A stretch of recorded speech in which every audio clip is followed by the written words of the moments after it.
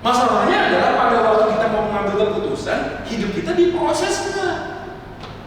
Diproses untuk apa? Lebih sabar nggak gitu? Bisa belajar lebih bisa menerima kritikan nggak? Lebih bisa mendengar apa kata orang nggak, introspeksi? Apa jangan-jangan kita sudah menganggap kita ini paling benar, kita merasa kita pengen mencapai apa yang mau saya capai, akhirnya kita tutup telinga sama mata kita. Dan akhirnya apa? Kita nggak menjadi serupa dengan Kristus. Kita apa? Ya lakukan saja gitu apa yang kita suka. Jadi kalau saya lihat korelasinya dengan kehidupan kita bergereja ya pergumulan kita kan antara dua ya sebenarnya. Yang pertama adalah ritus atau ritual, yang kedua adalah relasi. Ritus atau ritual ini ujung-ujungnya adalah aktivitas, relasi ujung-ujungnya adalah kualitas. Aktivitas keagamaan tidak pernah berjalan bersama dengan kualitas hidup yang semakin sempurna di hadapan Tuhan.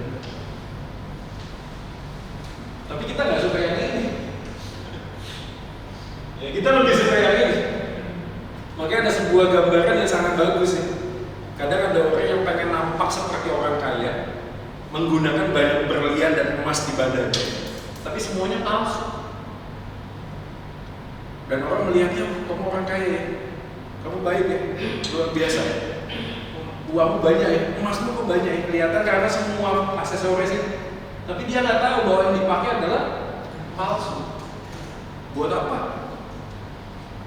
Nah banyak orang kemudian mendandani hidupnya dengan itu, dengan aktivitas yang nampak apa? Rohani ya, oh banyak yang datang ke gereja ya, oh ikut PA ya, bagus. Padahal yang dipakai adalah palsu. Kok bisa palsu akhirnya? Apa yang terjadi? Ya ujian. Karena seindah-indahnya emas, kalau dia asli akan semakin cemerlang. Tapi kalau emas palsu dibakar, habis. Betul kan? Maka sahabat karib dari emas adalah api.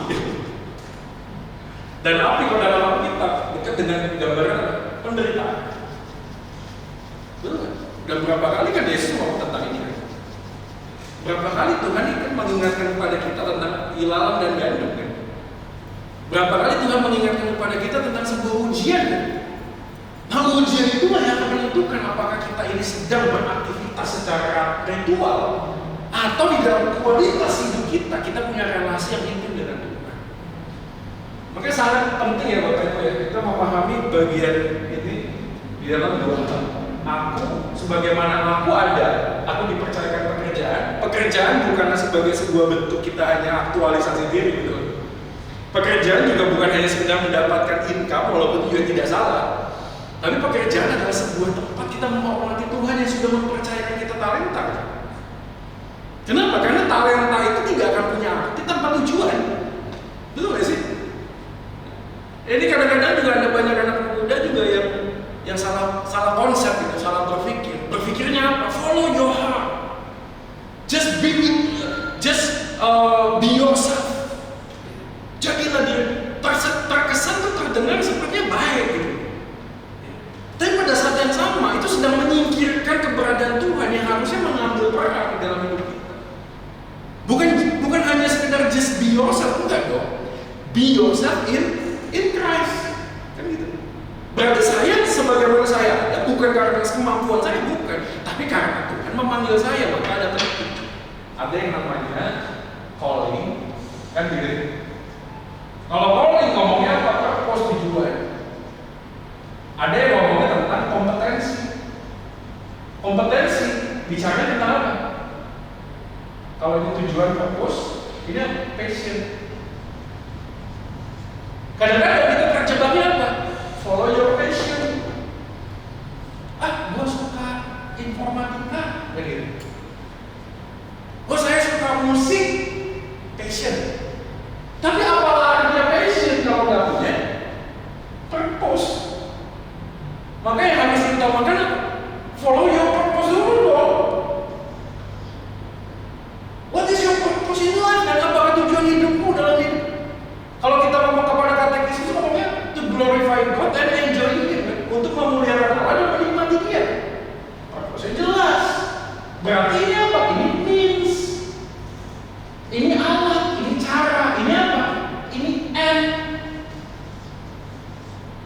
Jadi jangan jadikan means sebagai end. Kalau jadikan means sebagai end, jadinya apa? Kayak gini. Begitu end means-nya diambil, kita merasa kita nggak ikut.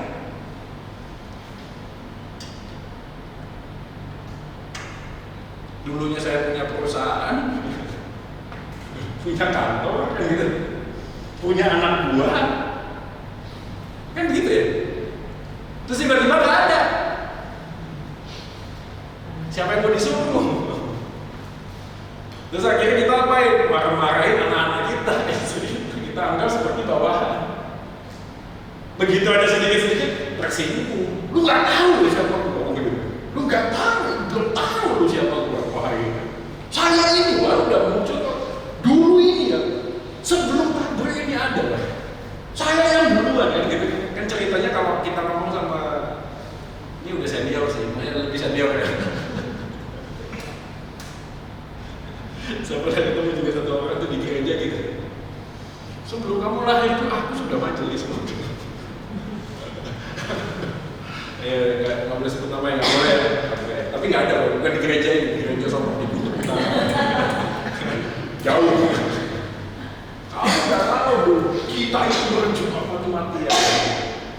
Nggak usah ngomong gereja, komisi juga bisa gitu. Kalau nggak ada aku, komisi itu, kamu bisa. Kalau nggak ada, kamu. Akhirnya apa yang melekat nih? Pekerjaan, pelayanan, jabatan melekat pada diri. Nah masalahnya ketika itu diambil dari kita nggak bisa. Kenapa? Karena itu kita follow our passion, bukan follow our purpose. Kita nggak temukan ini. Akhirnya kita jadikan means sebagai end. Begitu means dijadikan end, alat yang dijadikan tujuan. Sama seperti saat teduh, kan gitu juga. Kadang-kadang saat teduh itu apa? Saat teduh itu means. Doa itu means, bacaan kitab itu means. Kenapa? Karena purpose-nya adalah to glorify God, Christ likeness, kan gitu. Ya ada orang ngomong begini, saya sudah baca kitab, sudah selesai. Saya sudah doa, gitu. Saya sudah gereja, sudah. Kenapa? Bukan, itu means, itu cara, itu alat, itu sarana, itu apa? Masuk ke dalam sebuah kehidupan relasi yang punya kualitas. Tapi kalau kita terjebak di dalam aktivitas ya itu tadi, ya saya sudah baca Alkitab. Akhirnya apa yang terjadi? Ya beberapa anak muda merasa bosan, benar betul masih jenuh kan? Tiap hari baca yang sama, udah gitu nggak ngerti lagi. Ini apa sih gitu loh. Ya, akhirnya apa shortcutnya apa? Pakai buku harian, renungan harian. Yang penting aku bisa baca. Padahal apa yang dibaca sama ayat yang ada hubungannya.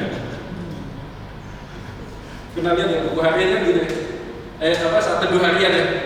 Bacalah ayat ini, kita baca. Terus kita baca renungannya. Renungannya gini. Suatu kali ada yang namanya Bapak Budi. Dia punya istri yang hubungannya sama nafsu itu nggak ada.